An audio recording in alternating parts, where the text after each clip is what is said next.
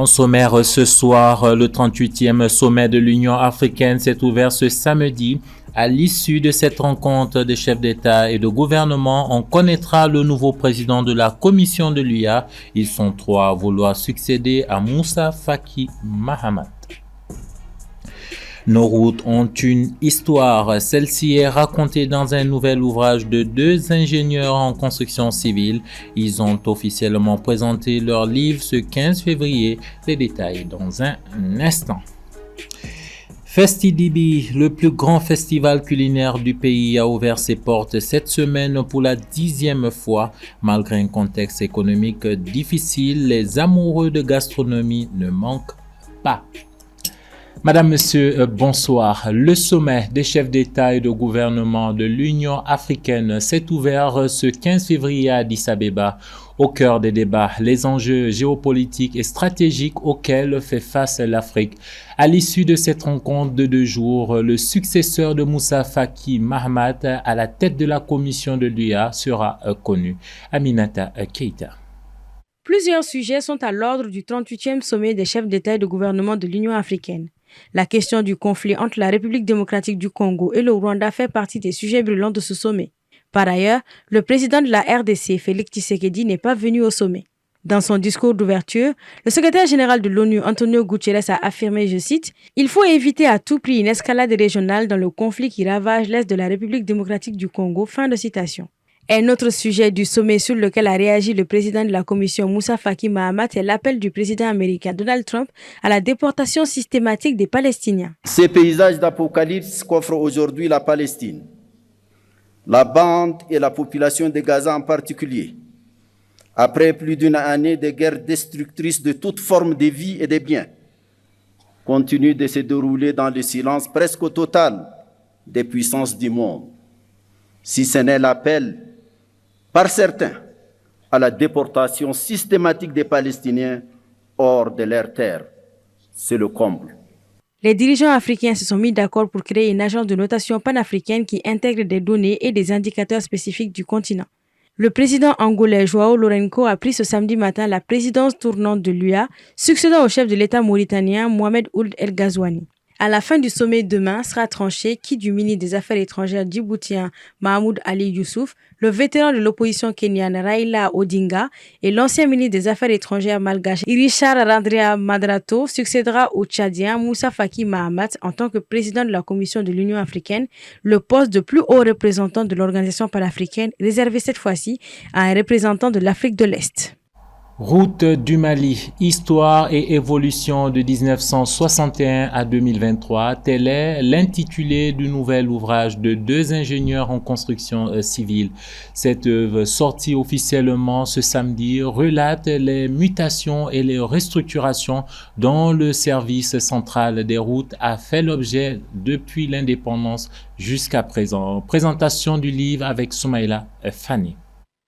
Cadres et agents publics dans le secteur des transports, partenaires techniques et financiers, entreprises et bureaux d'études du secteur du BTP, tous ont suivi ce samedi 15 février la présentation du livre intitulé Route du Mali, historique et évolution de 1961 à 2023. Œuvre de Mamadou Diallo et Sadio Wande Darisso, deux ingénieurs en construction civile, ces livres évoquent l'importance du réseau routier, la typologie des routes au Mali, ainsi que l'évolution du mode de financement des travaux routiers. On parle des structures qui ont participé à la construction des routes dans cette période, les financements des routes concernant côté national, budget national, bailleurs de fonds et tout. Et on trace aussi la vie même des routes linéaires par linéaires, surtout les axes internationaux. Donc on donne la situation, quels sont les investissements qui ont eu lieu, qui a participé, quelle entreprise et quel consultant. Une source précieuse de connaissances pour les générations futures et un outil de réflexion pour ceux qui continueront à œuvrer à l'amélioration des infrastructures. Ces livres reflètent notamment les mutations et les restructurations dont le service central des routes a fait l'objet de 61 à 2023. Le livre est un hommage à tous ceux qui, de près ou de loin, ont œuvré à la construction de notre réseau routier. Il est une ode aux bâtisseurs d'hier qui ont compris que les routes sont bien plus que des voies de circulation. Elles sont les artères vivantes d'une nation en pleine transformation. Elles sont un moteur de la cohésion nationale, un facilitateur des échanges commerciaux, un vecteur d'éducation et un instrument de croissance économique. Le livre est également pour les cadres et agents en fonction une incitation à la persévérance, à l'innovation, à l'engagement. Le livre nous rappelle enfin que même si les progrès notables ont été réalisés, la sauvegarde du réseau routier est une œuvre de longue haleine qui n'est donc jamais achevée. Édité par la Maison d'Édice et publié en 2 volumes, dont la première porte sur les structures, les hommes et les financements, tandis que la seconde porte sur le linéaire des routes et leur vie de construction. Chacune fait plus de 300 pages. Sans transition, l'Assemblée générale du Conseil national des personnes âgées a tenu toutes ses promesses.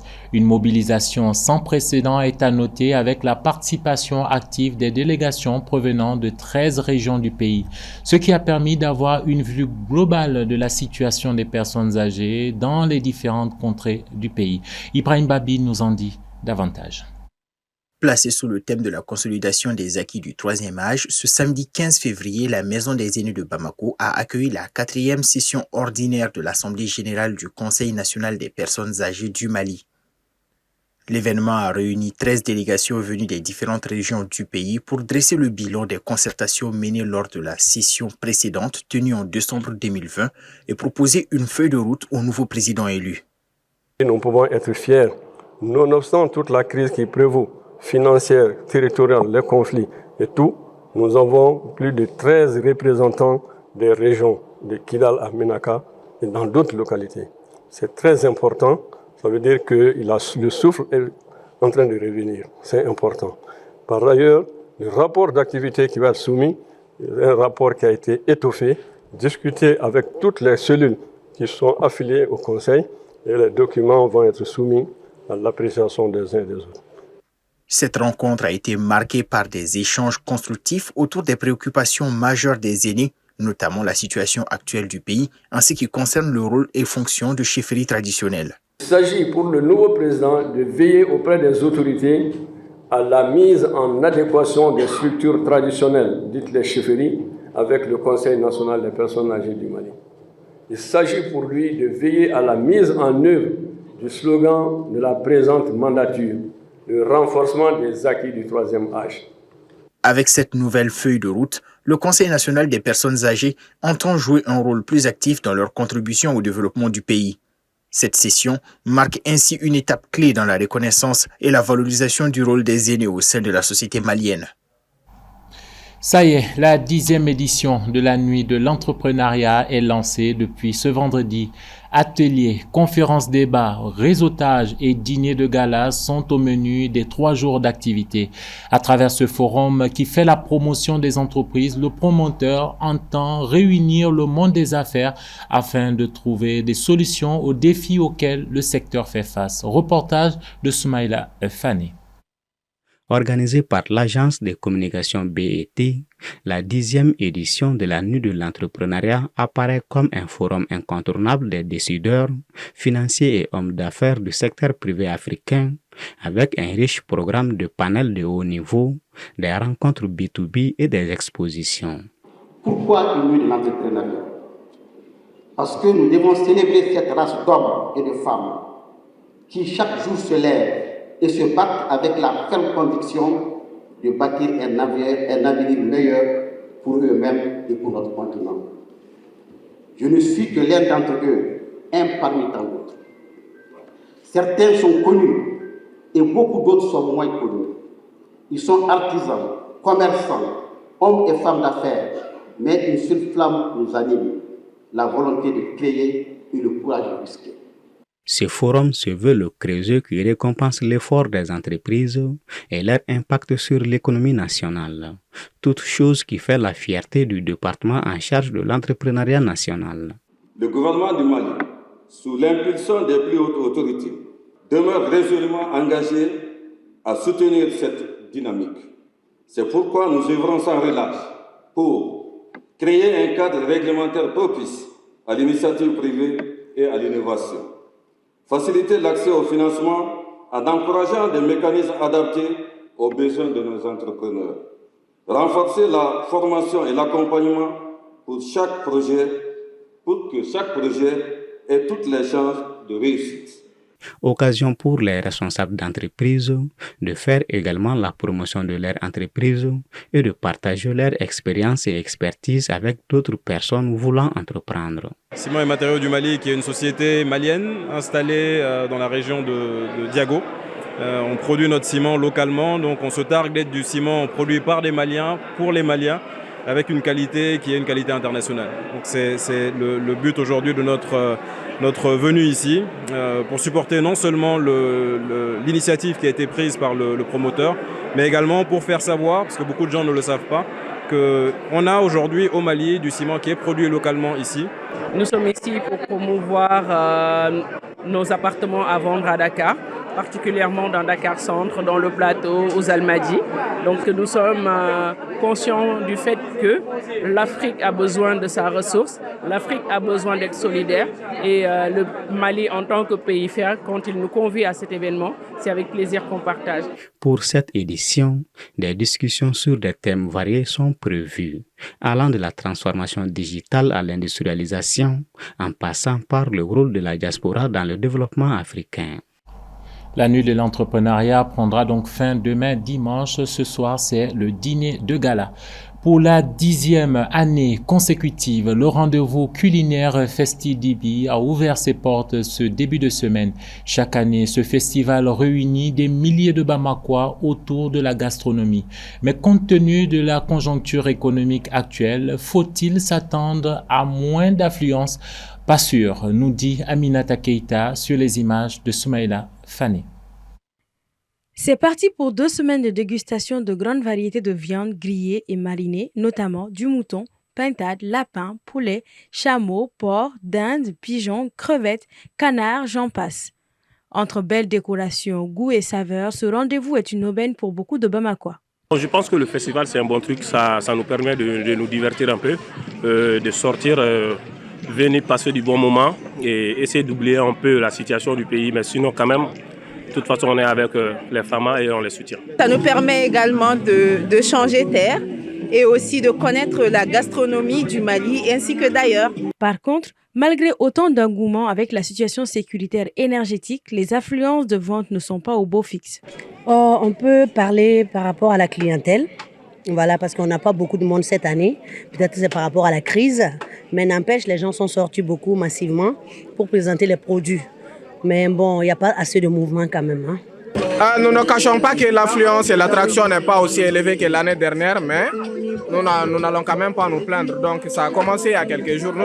Nous-mêmes avons commencé hier. On va garder espoir et espérer que les clients viennent et font le maximum d'achats d'ici la fin. Conscient de cette situation, beaucoup de vendeurs ont opté sur l'adaptation du prix avec les réalités du terrain. Quand même, on essaye de faire de notre mieux pour ne pas vendre ça trop cher pour les gens parce qu'on est conscient que la situation, c'est vraiment dans un cadre général. Donc, on essaye vraiment de doser un peu les choses pour que tout le monde soit satisfait. Voilà, donc les prix sont, disons, abordables pour les gens. Bon, c'est vrai que la situation du pays est difficile en ce moment. Tout va pas bien, mais quand même, on trouve les moyens, on trouve le temps pour venir ici, se divertir, manger un peu de viande. Je suis là avec mes amis, je suis au stand d'un ami, bon, c'est le stand de sa sœur. On est là, on supporte. Cette année, le festival met l'accent sur les valeurs de réconciliation, de partage et de pardon, invitant les participants à célébrer ensemble le patrimoine culinaire et gastronomique africain. Pour rappel, le Festi-Dibi prendra fin le 23 février de ce mois donc. Football, ne manquez surtout pas le Classico de la Ligue 1 Pro Orange ce dimanche à 16h entre le Stade malien de Bamako et le Djoliba Athletic Club. Cette rencontre est à suivre en direct et en intégralité exclusivement sur TM1, la télé qui vous allume. Prise d'antenne 15h30. Voilà qui met un terme à cette édition d'information que j'ai pris plaisir à vous présenter. Madame, Monsieur, merci de votre fidélité.